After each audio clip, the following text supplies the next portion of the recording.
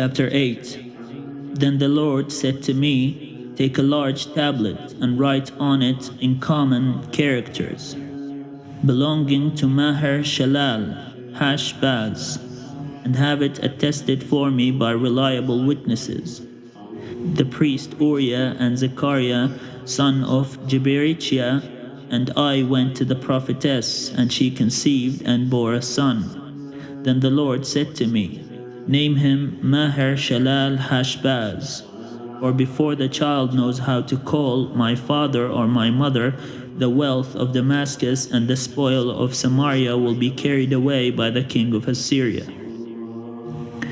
The Lord spoke to me again, "Because this people has refused the waters of Shiloah that flow gently and melt in fear before Rezin and the son of Remaliah, therefore the Lord is bringing up against it the mighty flood waters of the river, the king of Assyria and all his glory. It will rise above all its channels and overflow all its banks. It will sweep on into Judah as a flood, and pouring over, it will reach up to the neck, and its outspread wings will fill the breadth of your land, O Emmanuel.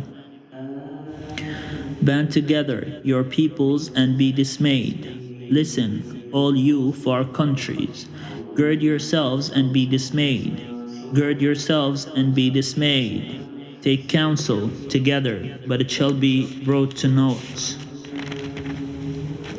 Speak a word, but it will not stand, for God is with us.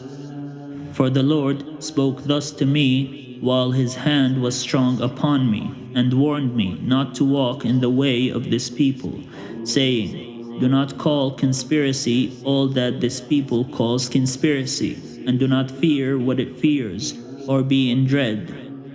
But the Lord of hosts, him you shall regard as holy. Let him be your fear, and let him be your dread. He will become a sanctuary, a stone one strikes against. For both houses of Israel he will become a rock one stumbles over, a trap and a snare for the inhabitants of Jerusalem. And many among them shall stumble, they shall fall and be broken, they shall be snared and taken. Bring up the testimony, seal the teaching among my disciples. I will wait for the Lord, who is hiding his face from the house of Jacob, and I will hope in him. See, I and the children whom the Lord has given me are signs and portents in Israel from the Lord of hosts, who dwells on Mount Zion.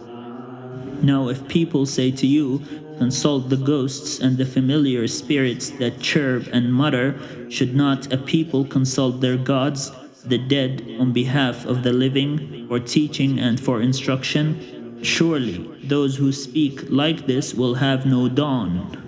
They will pass through the land, greatly distressed and hungry. When they are hungry, they will be enraged, and will curse their king and their gods.